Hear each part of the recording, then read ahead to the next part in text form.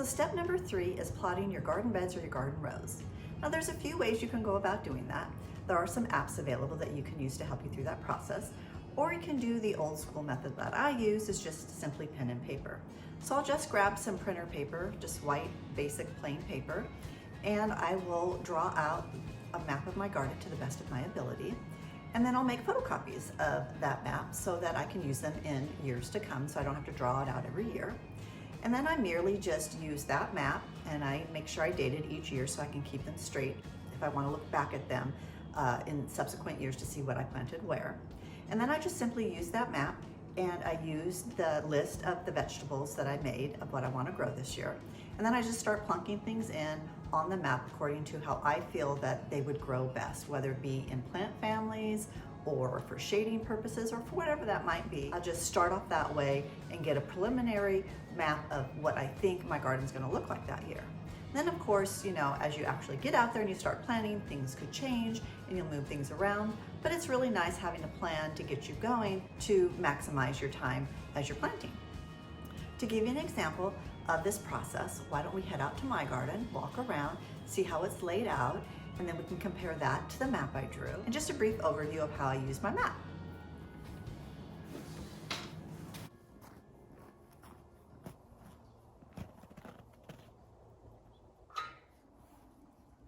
This is where I came in at, and we have in this center area here, this little courtyard, we have 8 raised beds. The ones on the outside they're just 2 feet wide by 10 feet long, and they each have straight trellises on them. The middle ones are 2 feet wide by, I think, 5 feet long. They're half the size as the other ones. And we have the cattle panels that went overhead so we could do grapes or some kind of squash or cucumber, something in the cucurbits family. And then we have that repeated on this side as well. And then over on this side, I have 2 raised beds, and I'd already planned to put strawberries in both of these. And then I have these big open areas here. I wanted the garden to be really open and wide so that we didn't have a lot of shading from perhaps tall vegetables. Oops. Very, very cold out here today. It is 20 degrees. We obviously can see we still have snow all over the garden. We're not close. And then we have on this side, we are mirroring the same beds we have on that side. We already had these kidney-shaped flower beds that were already here, so we're just working around those. I'll probably do some attracting flowers for the pollinators. And then in these 2 beds, I already planted some short bush raspberry plants that I already had. We'll see how they do with the freeze we've had. And then in this far bed, I plan to put the asparagus. So I already had an idea for these outside beds, but I wasn't exactly sure on these. So then as we walk through this beginning type courtyard, then we put in all these rows of raised beds. So we've built the shed right here, and the exterior's done, but not the interior. So for these 2 rows, we went ahead and put in 19 raised boxes. They are all 3 by 10 feet. I wanted them so that I could reach the middle of them without stretching too far. And then we put 4 feet walkways way around them so that I could get a cart in there. And again, didn't have to worry too much about shading as different vegetable plants grow tall. You know, for instance, corn. I wanted it to be far enough away to where I wouldn't have to worry too much about where I planted tall things.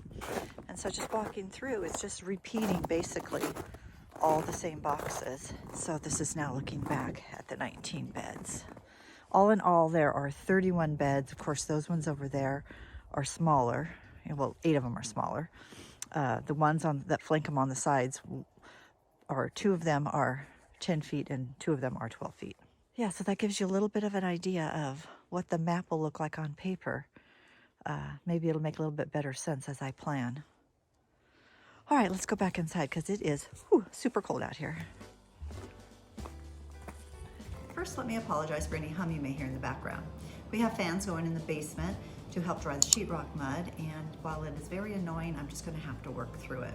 So before we take a look at the map, I just want to share with you a little strategy that I use when I'm deciding where I put plants in my garden.